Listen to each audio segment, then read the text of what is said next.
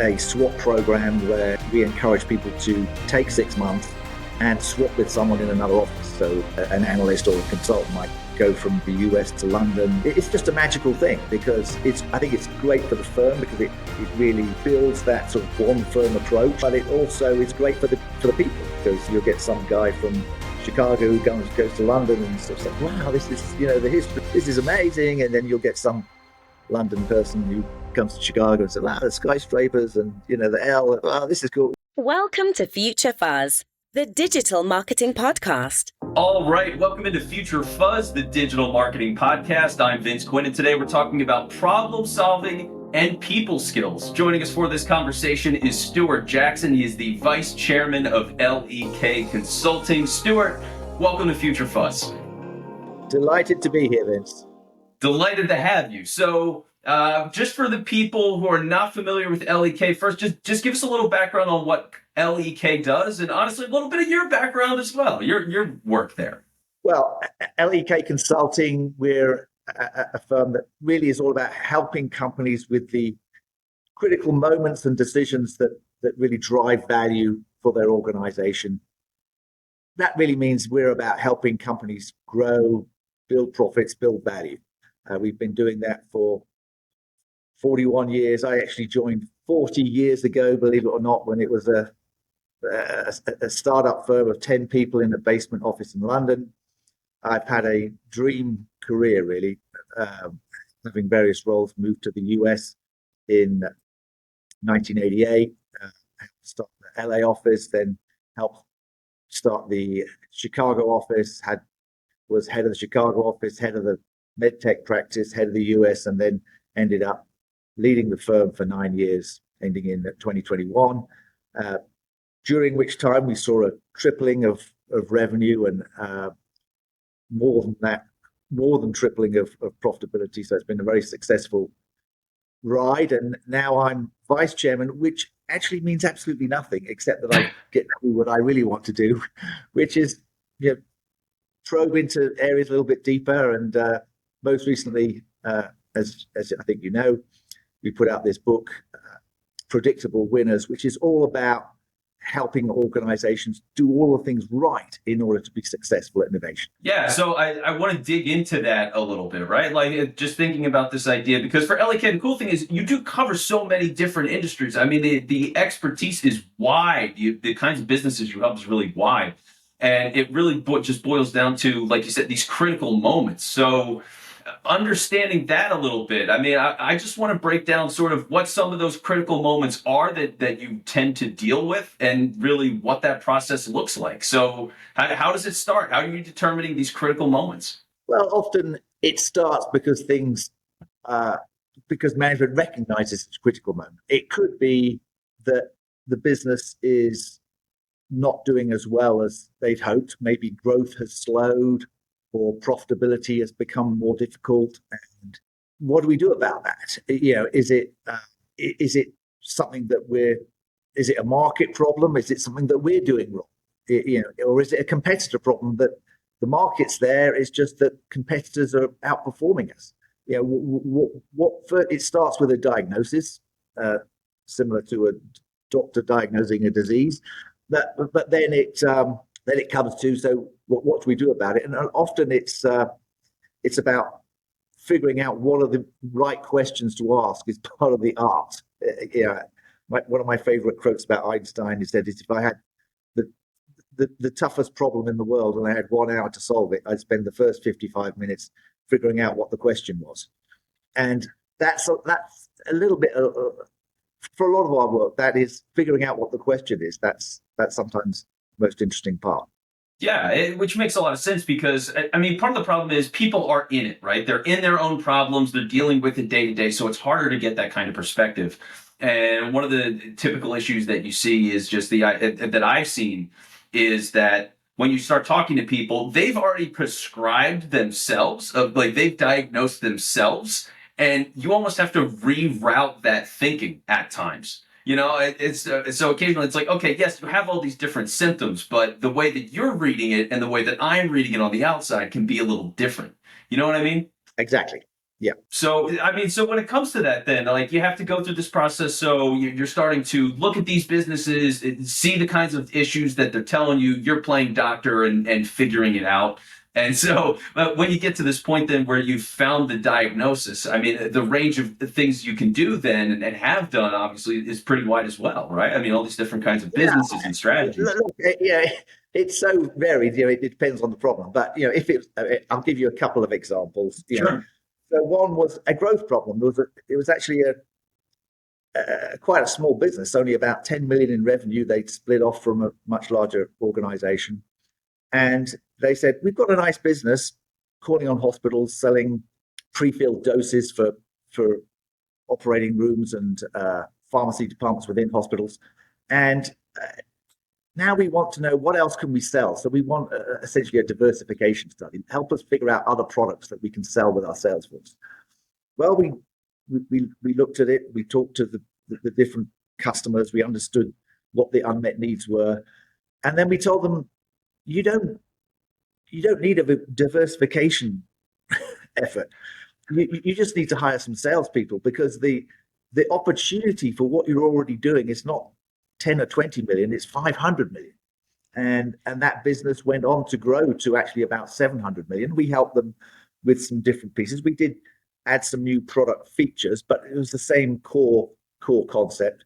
We helped them build out their sales force and organize that. We helped them develop the messaging for hospitals for why it was good economics even to spend more per dose, because it saved money elsewhere. So we built the sort of economic models, and the business went from being worth 10 million to being worth $3 billion. So that's a growth one. Sometimes it's not about growth, it's about profitability. A completely different example.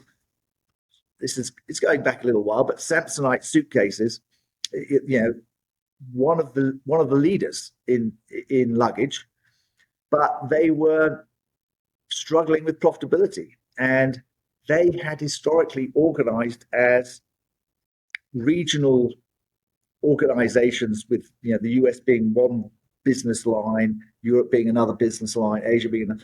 And that was because different tastes, different priorities, and that had led them in a certain direction. But then what went wrong with that was that it had shifted from the Americans made stuff in America and the Europeans made stuff in Europe to a international sourcing business, with a lot of it made in China.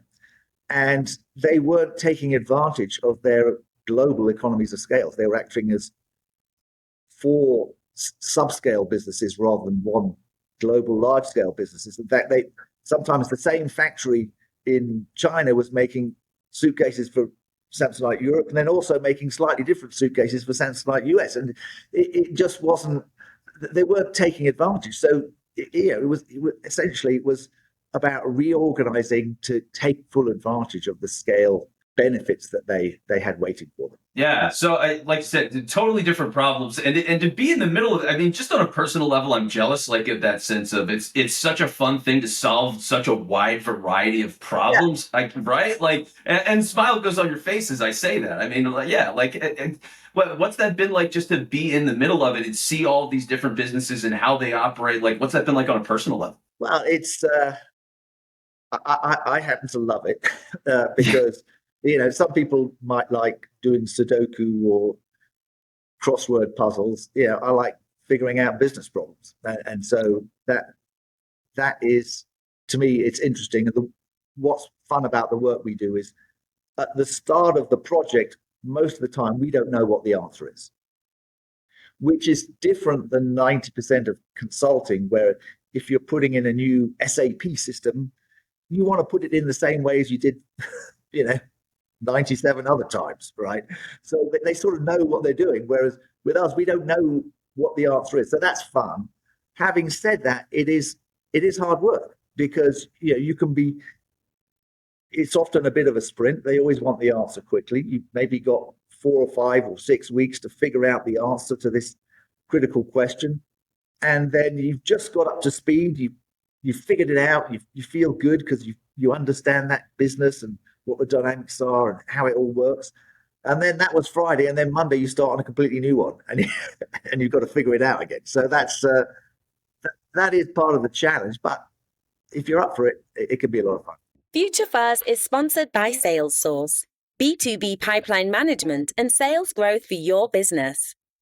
Yeah. And so, I mean, to see that kind of passion that you bring to it and seeing how early you got involved with L.E.K. and how everything has grown, I mean, it makes sense, right? Like that's in a way how things should be centered, right? You have a natural passion for the kind of work that you're doing. You build a culture of that, and the relationships grow and the business grows. So from that standpoint, I would love to talk a little bit, because we had the chance to talk before we did this episode. And one of the interesting things that you mentioned is your marketing department at L.E.K. and how it operates. So could you just explain to people how you handle the approach to marketing at L.E.K.?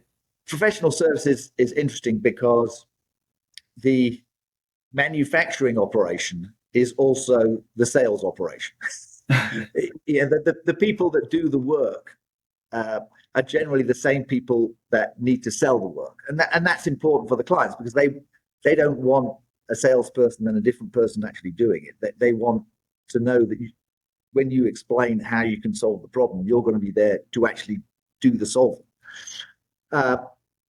So that's an interesting dynamic, and in some ways it's good, because having one set of operators do multitasking is good, yeah.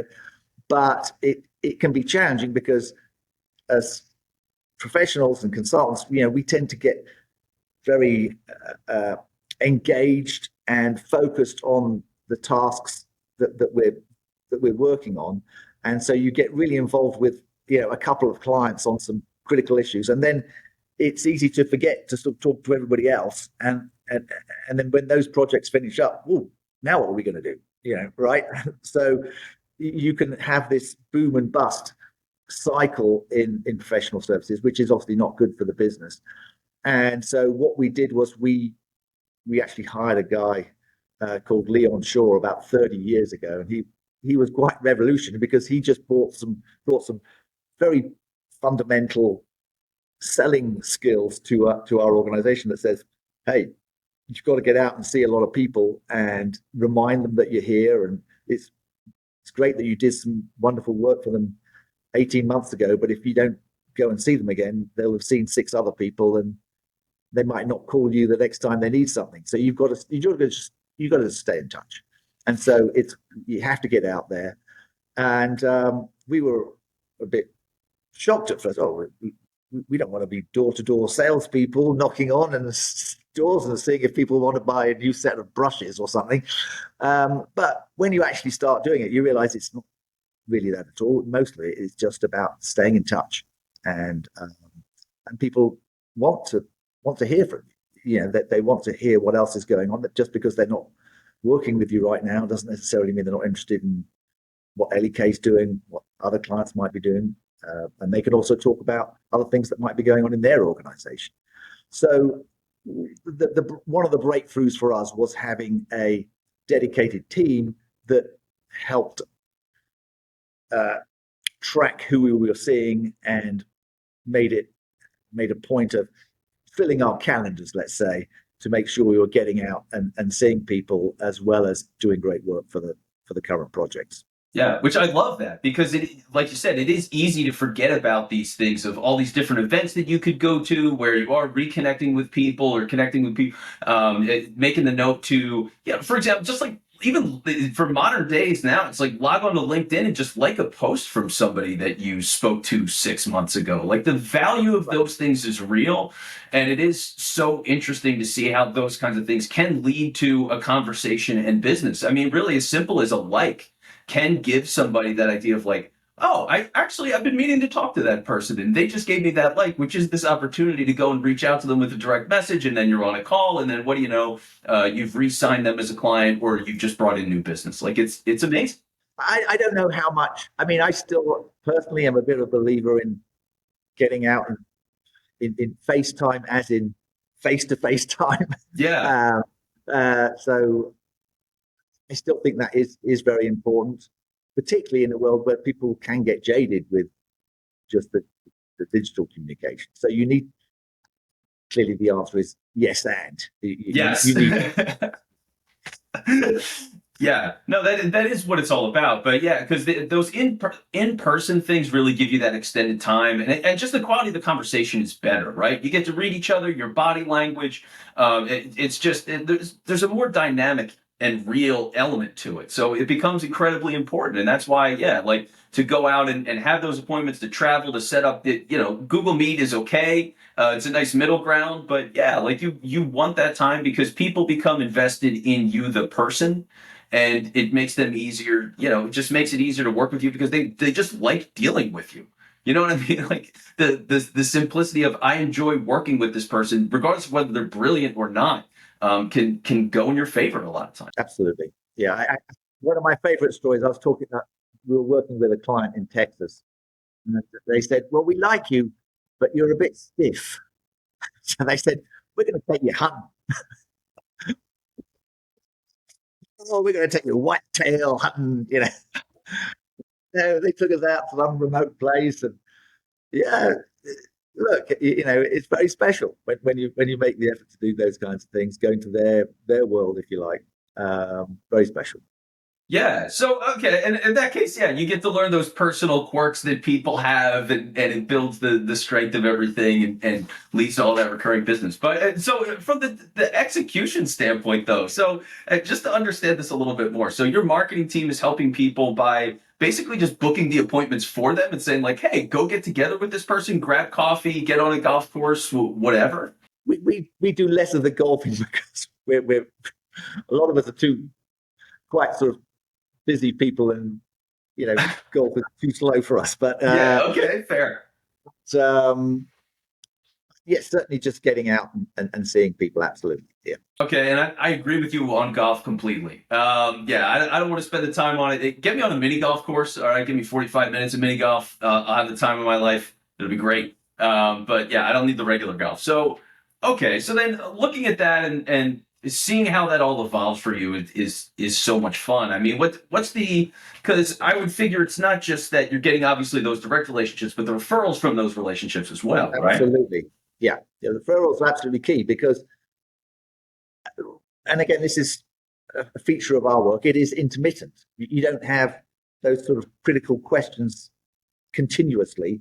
Often you might have a big strategic question, takes a couple of months to work through it, and then you've got a couple of years to just get on with it, and they don't need us. We're delighted to help if we can, and sometimes we can, but often it's just about them getting on with it, and so because it's intermittent, that makes it more important to stay in touch in between. Yeah.